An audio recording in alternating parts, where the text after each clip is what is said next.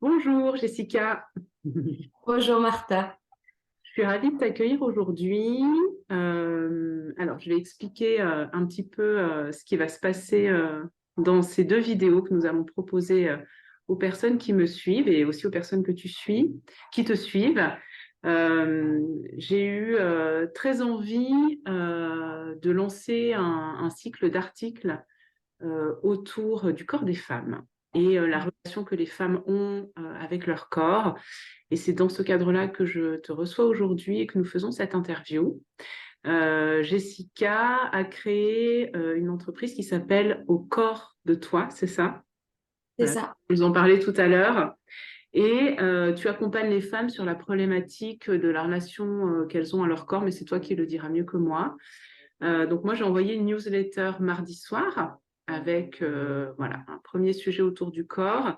Et aujourd'hui, j'ai vraiment envie que tu nous partages, toi, ton expérience, ton vécu dans la relation que tu as à ton corps, comment tu en es venu à t'intéresser à ce sujet-là et comment tu as eu envie d'accompagner les femmes sur cette thématique-là. Euh, voilà, et puis que tu puisses nous parler de tes accompagnements, plus précisément ce que tu proposes. Et puis, je crois que tu as accepté aussi de nous donner quelques informations sur les croyances qu'on a par rapport à notre corps et la relation qu'on a avec notre corps. Oui. Voilà, on aura une interview en 3 temps, certainement décomposée en 2 vidéos. On verra techniquement ce qu'on peut faire. Donc voilà, moi, ce qui était important pour moi dans cette thématique, c'était vraiment de proposer ça aux femmes. Je trouve que c'est un sujet vraiment un sujet qui nous concerne toutes, je pense. Et puis, sur la fin de l'année, sur le deuxième semestre, je vais proposer un cycle d'ateliers autour de ce sujet-là, hein, dans le cadre de mes ateliers avec les déesses grecques, notamment avec la déesse Aphrodite. Alors, je vais pas du tout travailler de la même manière que toi. C'est aussi pour ça que je te sollicite aujourd'hui.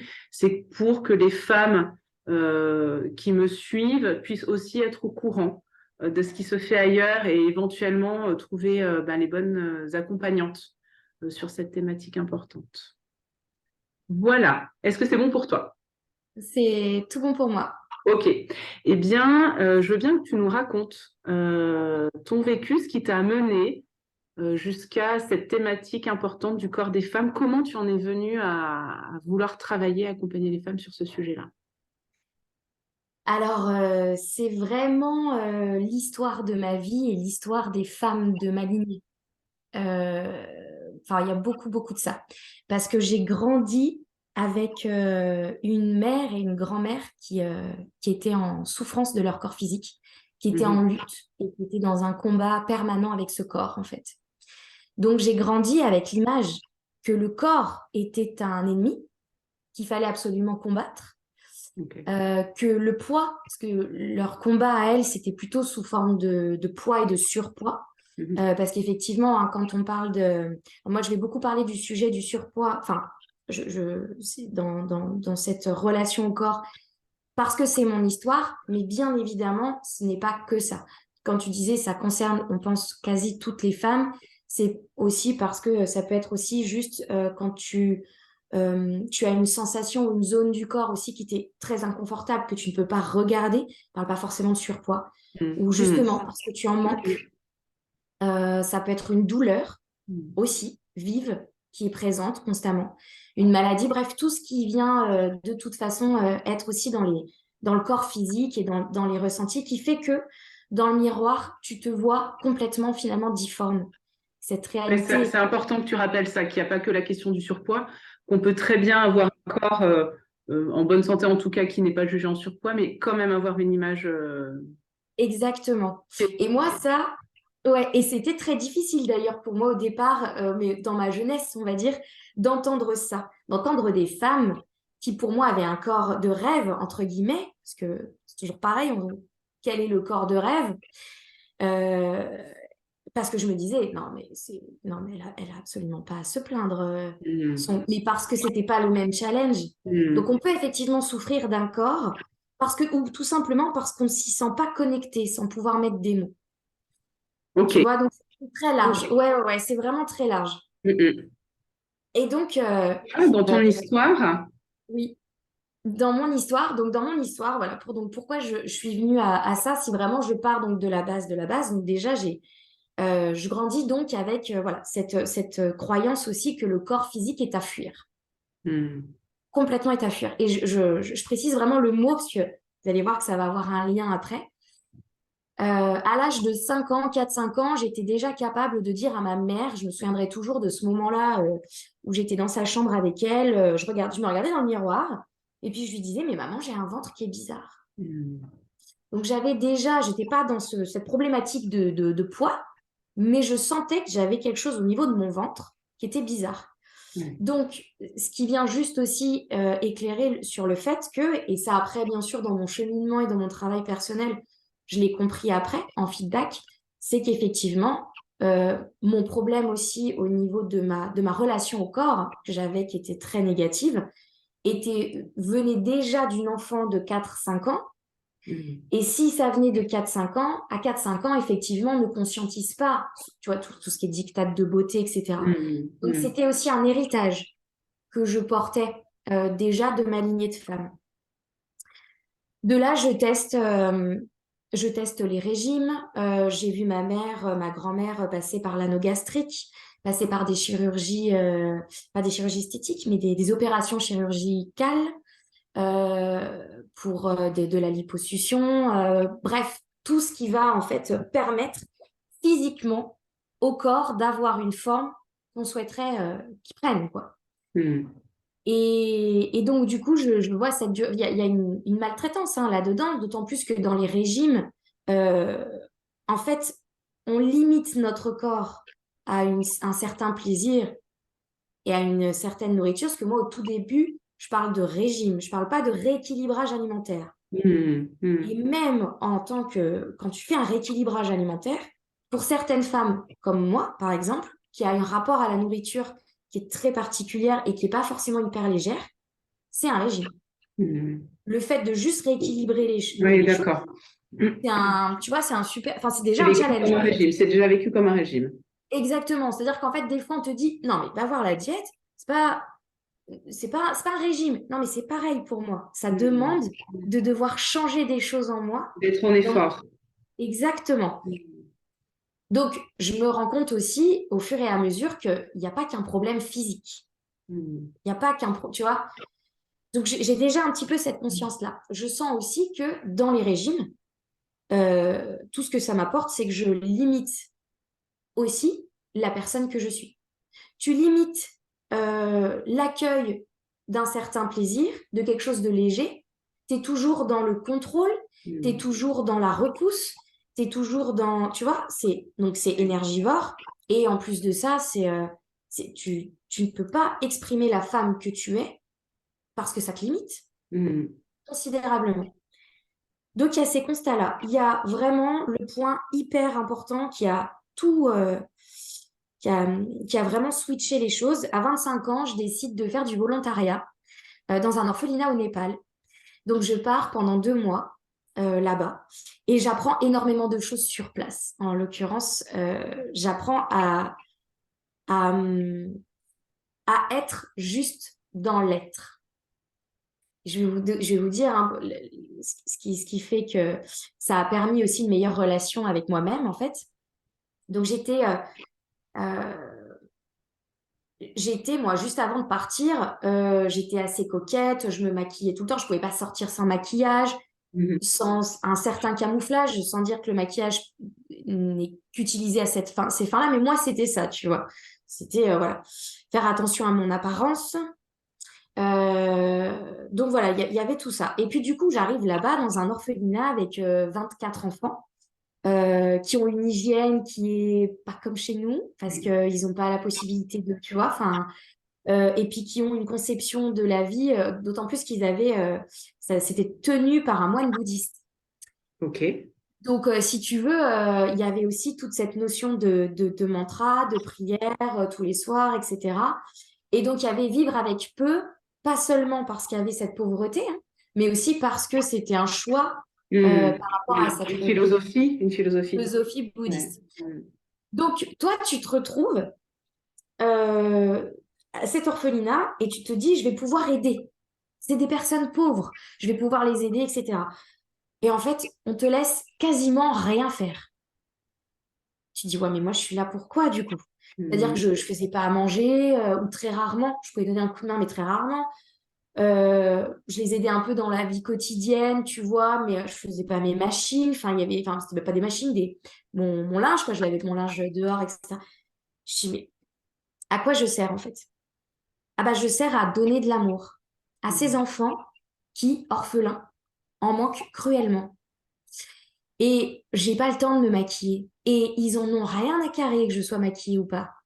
Et je me sens un peu comme vulnérable quelque part et nue, tu vois. Et au niveau du corps, ça vient jouer aussi quelque chose, tu vois, à ce niveau-là.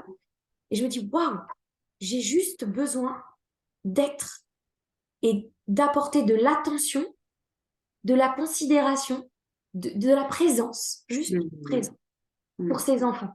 C'est tout ce qu'ils demandent. Oui.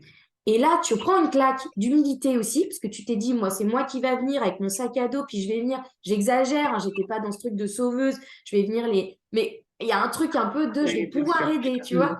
Et en fait, pas du tout. Et il s'est avéré que, je sais pas si ils m'ont plus aidé que je ne les ai aidés, mais en tout cas, il y a eu une énergie, enfin, moi, ils m'ont vachement aidé, en fait, également, et à me reconnecter du coup à l'essentiel.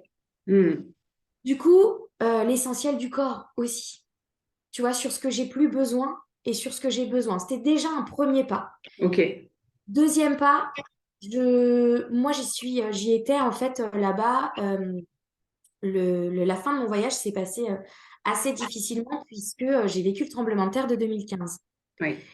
Donc la vie me fait expérimenter une catastrophe naturelle où tu es en mode survie. Et où tu es dans le physique, effectivement. Là, on est vraiment que sur une question très physique, très terre à terre. Te mettre à l'abri, survivre, tu vois, enfin des trucs très instinctifs. Oui. Et puis, j'ai énormément de chance, il ne m'arrive rien, juste un traumatisme profond, forcément, mais il ne m'arrive rien. Je rentre, et là, le travail a commencé, puissance 10, puisqu'en fait, c'était comme si, à l'intérieur de moi, toutes mes fondations s'étaient effondrées, comme le tremblement de terre qui effondre des monuments, des bâtiments, Oui. Oui. ta maison, ta propre maison, donc ma maison, corps. Et ben, j'ai eu cette impression-là que ça s'était effondré. Donc toutes mes bases, mes fondations s'effondrent euh, et il y a un renouveau qui peut aussi se faire. Et là, je décide effectivement, avec l'expérience d'avant, de venir travailler cette relation au niveau du corps. Ok. Je sais aussi à ce moment-là que j'ai envie d'aider les femmes à être mieux en elles, mais c'était pas, tu vois, c'était un peu flou. Ok. C'est là où je me vois aussi, je vois le challenge que j'ai au niveau de mon propre corps. Et je me suis dit, mais les femmes seraient tellement... Enfin, le monde serait tellement plus beau avec des femmes qui célèbrent leur corps. Et, et je savais pas trop expliquer vraiment pourquoi. Juste que moi, ça m'avait pourri une partie de ma vie. Oui. Mais tu vois, j'arrivais pas à mettre des mots. Et là, je me dis, alors c'est bien. Et en fait, avant de faire une formation de coach, je décide de partir en voyage de nouveau en 2020. Et c'est vraiment un voyage initiatique pour moi. C'était vraiment un projet de cœur.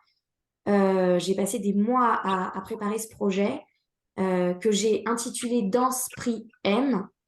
Donc référence pour celles qui connaissent au film Mange Prix Oui. M. Donc Oui. vraiment cette femme qui va aussi en fait d'une manière initiatique visiter différents pays pour aller se confronter à certaines choses en elle. Et Oui. c'est exactement ce que je voulais faire. Donc, à chaque pays que j'allais, que je visitais,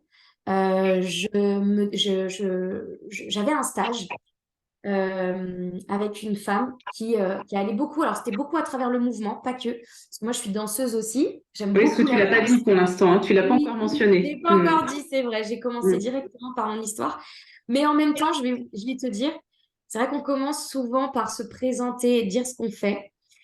Euh, et en fait, pour moi, finalement, l'inverse est d'une certaine manière plus logique parce qu'en fait, ce qui a vraiment façonné cette femme qui est devant toi, c'est mon Mm. expérience. Mm. Mm. C'est bon, ça c'est.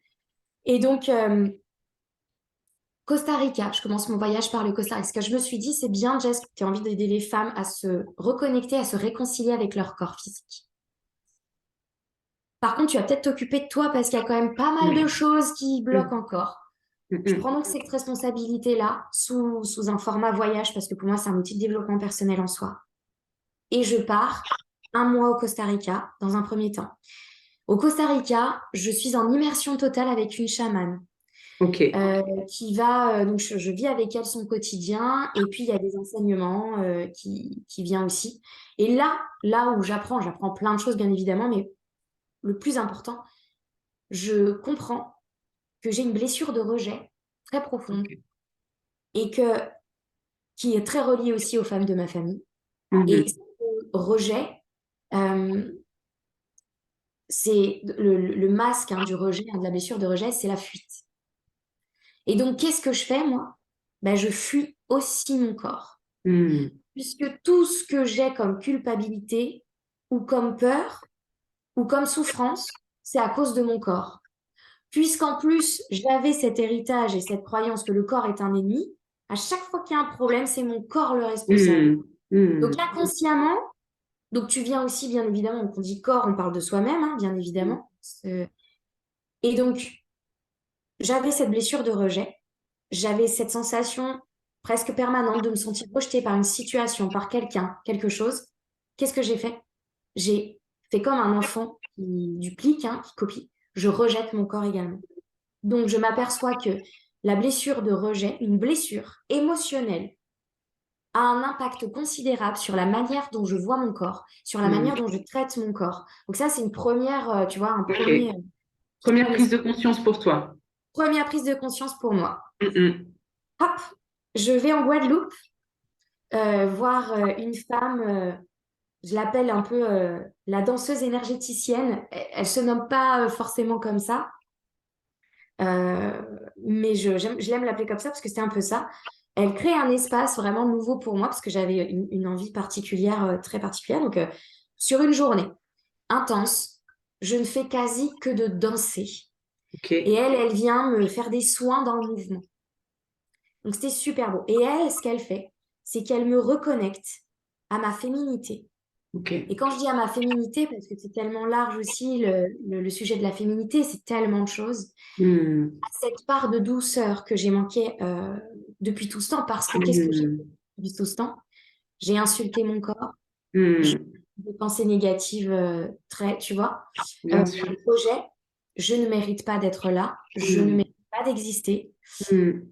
Donc forcément, la douceur, je connaissais pas, Oui. vraiment. Et donc, je renoue avec cette énergie dans le mouvement de douceur. Je réapprends à être douce. Cette douceur OK. m'invite à venir regarder vraiment ma féminité, Mm. venir me sentir ne serait-ce que belle. Oui. Et je me mets à pleurer de, de, de joie et en même temps, c'était très touchant. Je me mets à pleurer parce que je me dis, putain, pour la première fois, je me Mm. trouve belle, mais Mm. vraiment belle. Tu vois, Oui. il y a quelque chose Oui. d'hyper profond, quoi. Tout Oui. mon corps, toutes mes cellules sont magnifiques. Mm. Donc, je sens que effectivement, cette part féminine, je l'ai perdue aussi Mm. parce que bah, tu es dans la lutte, tu es dans le combat, tu es dans Mm. le masculin un peu plus, tu vois, Mm. dans la Oui. confrontation. Donc, en fait, voilà, j'avais donc cette carapace aussi, cette protection. Et donc, ça, c'était deuxième prise de conscience, que cette féminité est aussi Mm. impactée, forcément, euh, par tout ça, quoi. Oui. Et je ne suis pas douce avec moi-même. Je m'autorise à être enfin vulnérable, tu vois. Donc ça, c'est déjà Mm. incroyable. Et pour terminer, troisième et dernière étape, je vais au Maroc, euh, Mhm. retraite à Essaouira, Oui. avec plusieurs femmes. Et là, la personne en question, elle fait de la kidanza, donc c'est une méthode inventée par elle, en fait, qui a été créée par elle. Elle fait de la kinésiologie et elle est prof de danse. Donc elle a D'accord. fusionné les deux. Et donc, pendant une semaine, je danse. Et en fait, tous les jours, on venait connecter sur un chakra. Et OK. on venait chercher ses propres limites dans chaque chakra, de voir comment Mhm. on peut oser être soi. On arrive le troisième jour. Le troisième jour, c'est le chakra du plexus solaire. Mhm. Et le plexus solaire, c'est beaucoup, beaucoup, beaucoup en lien avec la légitimité et les limites. Et puis, je commence à danser, à me mettre en mouvement, etc. Les 2 premiers jours, je me suis éclatée et tout ça. Puis, à force de la séance, je sens que c'est lourd. Je sens que c'est dur. Je sens les larmes monter. Je ne sais absolument pas pourquoi. Et là, je Mhm. commence à me dévaloriser Mhm. euh, encore plus. Il n'y a pas de raison vraiment à ça. Juste le fait d'avoir fait circuler cette énergie dans le plexus solaire qui me permet de prendre ma place Mhm. pleinement. Et ben, vu qu'il y avait un problème de place, tu vois, ça travaillait. Et à la fin de la séance, elle le voit. Elle voit que c'est pas comme d'habitude. Elle m'invite, puisqu'elle est aussi prof de danse. Elle me dit, Jess, est-ce que ça te dit on danse, on se fait une petite chorégraphie toutes les deux, je t'apprends une chorégraphie. Donc là, on est plus dans l'artistique. On sort un peu. Mhm. Mais, et donc, je fais cette danse. Je m'aperçois que je suis capable. Parce que, et puis que je prends vraiment plaisir. Mhm. Et je me dis, mais c'est incroyable, en fait, ce que je suis capable de faire là-dedans. Tu vois? Et là, à la fin, donc je lui dis ça et elle me dit, OK. Et alors maintenant, Jessica, elle est où ta place? Et là, j'ai les larmes qui montent. Et je me suis dit, mais oui, elle est aussi dans cette... J'avais pas cette légitimité. En fait, il fallait que je travaille aussi cette légitimité à accompagner à travers le mouvement. Mhm. Mhm. Parce que j'étais en quête de retrouver mon corps, mais j'étais aussi en quête de savoir comment j'allais pouvoir aider les femmes. Mhm. Mhm. Et là, ça me Ok. connecte à ça. Je Mhm. m'autorise, ma place est bien dans la danse, dans le Mhm. mouvement, entre Mhm. autres. Autant sur de la danse intuitive, libre, que sur de la danse aussi un peu plus artistique, Mhm. chorégraphiée. Moi, j'ai fusionné les deux aussi, tu vois. Et voilà. Et je me suis aussi, enfin, aussi dit que j'étais légitime. Donc, légitime sur le comment, quand je vais accompagner, mais légitime aussi par rapport aussi à tout, la légitimité, ma place. Mhm. Tu vois, un peu comme au Népal, je reviens au Népal, je me dis, en fait, je suis légitime juste par le simple fait d'exister. Mhm. Point. Donc, trois énormes prises de conscience là, qui t'amènent. Ouais, voilà. Mhm. Trois prises de Donc, conscience ta et en fait, blessure de rejet avec la fuite, je m'amène ouais, de la douceur et je reconnecte à ma féminité et je suis légitime. c'est ça. Ce côté légitime, tu vois, il y a ce côté pour moi, je reprenais mon pouvoir personnel aussi. Il y avait ce Ouais, côté ouais, aussi ouais. guerrière, mais la guerrière qui défend, hein, qui va pas forcément dans la lutte, bien Bien sûr, sûr. bien sûr. Tu vois. Et ça, tu dirais que c'est ces trois prises de conscience qui te permettent de te lancer, de créer ton activité au final. Oui, Tu, exactement.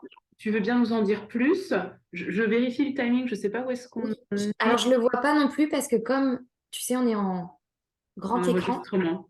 je Ouais. vois pas le... Écoute, c'est pas grave. Est-ce que tu veux bien nous en dire un petit peu plus sur ce que tu proposes justement? Qu'est-ce que ça t'a amené à créer comme type d'accompagnement?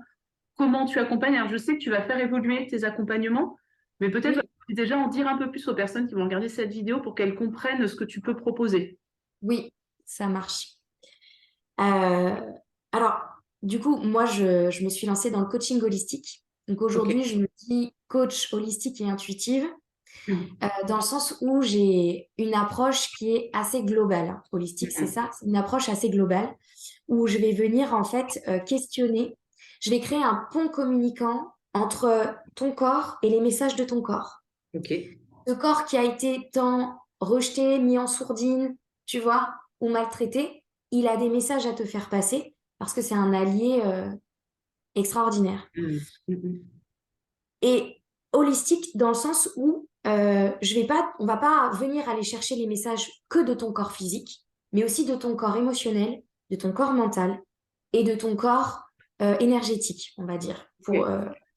Et émotionnel, donc bien sûr, qu'est-ce que les émotions, quel message tes émotions en ce moment, aujourd'hui, ou celles qui sont peut-être stagnantes, ont à te dire avant de les libérer. Quelles Mhm. pensées ont quelque chose aussi à te dire, tu vois, dans le corps mental. Mhm. Comment ça drive aussi ta vie, ton corps. Et qu'est-ce que ton énergie dit de toi aussi aujourd'hui. Ok. Donc tout ça. Et ça sera le sujet.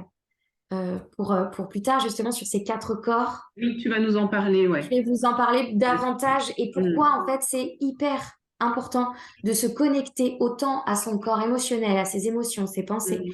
et son énergie que son corps physique quand on veut retrouver cette paix intérieure au niveau du corps, au niveau de la relation à son corps. Mm. Et donc, moi, ce que je propose, ça va être vraiment de, de reconnecter, donc de réconcilier les femmes avec leur corps en leur faisant passer beaucoup par l'émotionnel, plutôt qu'utiliser effectivement aujourd'hui, comme j'ai pu le faire moi plus jeune, dans des régimes, dans des opérations, des choses Mm. qui sont très Mm. physiques et qui vont venir Mm. aussi maltraiter le corps. Euh, on va venir, parce que ça apaise un symptôme pour moi, tu vois. Oui. Ça apaise un symptôme. Tu vas effectivement, on dit souvent une personne qui va faire un, un bypass, je crois que ça s'appelle comme ça, on coupe la moitié de l'estomac. Il me Ouais, je semble que c'est le connais nom que pas. ça porte. En tout cas, voilà, il y a Mm. une opération comme ça pour Mm. que tu puisses moins manger. Au bout d'un moment, la plupart du temps, j'entends que les femmes reprennent du poids malgré tout. C'est-à-dire pendant 1 an ou 2, elles en perdent, et puis après, elles reprennent du poids, même avec un estomac D'accord. coupé. Tu vois Mm. ce que je veux dire? Dans Mm. les régimes, c'est souvent ça qu'on Mm. entend. Ça ne dure pas. Pourquoi ça ne dure pas? Parce que tu t'es occupé de ton corps physique. Ok. Tu vois, il y en a qui vont faire même du sport sans aller dans l'extrême à Mm. couper et je ne juge pas ces femmes qui le font parce que elles sont aussi démunies et elles n'ont pas toutes ces connaissances aussi là, hein. Donc, il n'y a Mm. pas de souci. Euh, en fait, le fait de s'occuper que de son corps physique, en fait, l'idée, c'est de venir aller chercher. Mais que dit tes blessures? Mm. Quelle est la blessure qui va venir impacter la relation que Ouais, tu as avec ton remonter corps? à la cause, aller chercher les causes. Et en fait, aller chercher la cause. Mm. Et de voir, en fait, de prendre conscience que tu te nourris effectivement autant de nourriture que de pensée Mm. et que d'émotions, en fait. Donc, quand tu te regardes dans le miroir et que tu as une mauvaise image de toi et que cette image ne te convient pas, c'est qu'il y a quelque chose à l'intérieur de toi qui ne te convient pas et qui n'est pas OK. Mhm. Ce n'est pas qu'une question physique. Moi, j'ai passé une bonne partie de ma vie à penser que j'étais grosse. J'étais grosse peut-être de plein de choses en moi, hein. J'étais encombrée peut-être, tu vois. Mm. J'étais encombrée. J'avais besoin de prendre de la place parce que je me sentais rejetée. Donc Mm. peut-être que j'avais cette impression de prendre, tu vois, trop de Mm. place. J'avais Mm. peur même des fois de ça. Euh, donc c'est vraiment ouais, c'est hyper important d'aller chercher en fait ce qui prend trop de place et ce qui fait nous montrer comme ça. J'avais un corps, enfin, j'étais très mince et je me suis sentie mieux dans mon corps quand j'ai fait un peu tout ce chemin et j'ai beaucoup plus de poids aujourd'hui. Mm. C'est là où je vois, tu vois, tu fais un feedback, tu dis, ah oui, d'accord. Oui, ouais, ouais, bien sûr. C'était pas physique, c'était vraiment pas physique. Ça Mm. participe, ça joue. Je ne dirais pas que c'est faux et qu'on peut accompagner notre corps à soit perdre du poids, parce qu'effectivement, c'est du poids qui n'a pas lieu d'être, Mm. parce que c'est du poids qu'on a cumulé comme du poids émotionnel, tu vois. Donc effectivement, il n'y a pas de souci, c'est légitime de vouloir perdre un peu de poids ou de vouloir en prendre, etc. C'est pas le problème. Mais c'est la manière dont on va le faire aussi et de prendre en compte tout cet aspect-là. Donc, dans les accompagnements, on va vraiment venir aller chercher ça. Donc, il y a différentes possibilités, il y a différentes portes. Oui, J'ai une formation en ligne, Accepter son corps et se révéler. ok. Parce que je me suis rendu compte qu'effectivement, en travaillant directement sur le bien-être de mon corps, dans la relation que j'ai avec mon corps, j'apprenais à découvrir qui j'étais vraiment. Mm. Et c'est pas évident parce que la plupart du temps, on n'a pas envie de passer par son corps pour se dévoiler. Parce que, au contraire, bah non, Jess, je suis pas bien dans mon corps. Moi, ce que je veux, c'est pas être dedans ou pas tout de suite. Donc Mm. là, tu me demandes de faire un travail sur moi pour dévoiler la personne que je suis à travers mon corps, alors que j'ai envie de le fuir. Ah oui, mais si tu as envie Mm. de le fuir, tu peux pas savoir qui tu es. Parce que si on est dans cette croyance qu'on est une âme incarnée dans un corps, en fait, la seule façon de fuir ton corps réellement, c'est de tout abandonner. Tu peux pas, tu vis à l'intérieur en fait. Oui. Ouais, Tu, c'est ton véhicule, tu n'as pas de pas choix. comme une relation Mm. à côté, extérieure, sur laquelle tu peux couper. C'est impossible. Donc Mm. effectivement, il y a vraiment voilà, il y a vraiment tout ça qui est à prendre en compte. Et donc en fait, on va venir avec douceur se reconnecter au corps. On va venir faire évacuer tout ce qui a besoin d'être évacué. Et on va passer par différentes renaissances. La renaissance à travers son histoire. Donc on va aller chercher dans la blessure. Quelle est la blessure dominante chez moi, Mhm. qui vient impacter aussi mon corps et qui vient impacter toutes mes relations également et ma vie finalement. Quelles sont les croyances que je porte, Mhm. que je crois tellement fort que c'est une réalité, que je vibre et que ça m'est renvoyé. Mhm. Je voudrais couper et diffuser ces croyances. Il y a la renaissance à travers ta sécurité intérieure. Et dans Mhm. ta sécurité intérieure, il y a comment je forge mes limites, je récupère vraiment mes valeurs pour pouvoir en fait retrouver mon pouvoir personnel. Donc il y a beaucoup de travail aussi au niveau de l'ancrage, au niveau du corps, tu vois, Mhm. de réapprendre à se toucher Mhm. aussi, tu vois. Euh, la sécurité intérieure dans la légitimité aussi. Tu vois, à chaque fois, en fait, c'est des choses, la re- tout ce que je construis, c'est en lien avec mon expérience. Oui, bien sûr, tu as J'ai construit ton parcours récupéré avec ouais, effectivement ce que j'ai, voilà, à ce qui m'a été partir de ce que tu as enseigné, vécu. Mm. comment je l'ai vécu dans ces renaissances. Mm. La renaissance à travers ta communication unique, c'est tout ce qui est au niveau émotionnel, la gestion de ces émotions, de voir comment je peux en fait être ma propre alliée. Et quand Oui. j'ai un problème ou quand mon corps m'envoie un signal de douleur ou de souffrance ou de... J'ai la possibilité tout de suite, j'ai les armes, enfin, les armes, j'aime pas le terme, mais j'ai les outils qui me permettent d'aller décrypter le message et de m'en Mm. saisir. Déjà, je prends conscience de ce qui se passe, donc je peux maîtriser ce qui se passe et je reprends le pouvoir en fait aussi Mm. de cette Mm. manière-là sur ma vie. Mm. Et pour terminer, la renaissance euh, à travers ton amour-propre. Et là, c'est toute la partie douceur, Ok. un peu plus féminine, accepter sa vulnérabilité. Et puis, dans tout le côté pardon. Moi, j'ai dû me pardonner Mm. sur beaucoup de choses et j'ai dû pardonner aussi sur ce qu'on a pu, tu vois, les personnes qui ont pu me faire ressentir cette blessure de rejet, etc. Oui. Oui. Donc, il y a eu cette libération-là. Donc, ça, c'est vraiment dans la formation en ligne et ça permet, en fait, donc, à travers le mouvement, des visualisations guidées dansées, de l'écriture Mm. intuitive, des outils de coaching, on va venir, en fait, euh, doucement libérer ce qu'il y a besoin de libérer, ce poids en trop qu'on peut avoir pour avoir une meilleure image de soi, une meilleure estime. Et on passe plutôt dans le corps mental, le corps émotionnel, Mm. le corps énergétique, parce qu'il y a des soins aussi à travers les Oui. visualisations. Et du coup, en fait, et en même temps, il y a des exercices corporels pour permettre de revenir à ton corps physique. Mhm. Et à la fois, qu'est-ce qui se passe? Ça te révèle. Donc, c'est aussi juste, oh, ça t'apprend beaucoup de choses aussi sur toi, la connaissance de soi. Et Ok. après, j'ai des capsules. J'ai des capsules Alors, ce que de... je te propose, c'est qu'on garde ça peut-être pour la deuxième vidéo. Oui, Euh, Ce que je te propose dans la deuxième vidéo, puisque ton interview va être en 2 temps, c'est que tu puisses terminer la présentation, notamment des capsules et de ce que tu vas proposer au Clos des Écuées oui, l'année prochaine en présentiel. ouais. J'ai vraiment envie que tu en parles, parce que dans les femmes qu'on accompagne, je pense qu'il y a des personnes qui sont très à l'aise dans le distanciel, qui ont besoin de ça, et d'autres qui vont plutôt avoir besoin de présentiel et d'accompagnement physique. Donc voilà, je Ouais. veux que tu puisses prendre le temps pour parler de ça, et aussi que tu puisses nous parler des quatre croyances Croyance. du corps. Hein, si tu es d'accord, on va en rester là pour aujourd'hui. Ouais, très bien. On finira d'aborder la partie capsule et la partie accompagnement en présentiel avec Ouais. l'info que tu vas bien vouloir nous donner sur les 4 croyances qu'on a sur notre corps dans la deuxième vidéo. Comme ça, ça permet que tu aies encore du temps pour parler de ça. Je pense que c'est important. Ça te va comme Oui, ça me va comme ça. Et c'est vrai que les croyances, c'est vraiment c'est des super clés ouais. dans le sens où vraiment, c'est des croyances qui viennent bloquer notre relation au corps. Notre relation, tu vois, c'est des freins en fait, hein, Et vraiment. oui, et c'est pour Donc, ça dans que je te l'amour, remercie ouais. de Donc, nous c'est parler de vraiment ça. des super clés. Ouais. Jessica, je te remercie pour aujourd'hui, vraiment pour ce temps. Et puis, on se retrouve très vite pour la suite de l'interview pour Ouais, terminer tout ce que tu as à nous dire et que tu veux bien nous partager. ça marche très bien. Merci à toi, Martha. À très vite.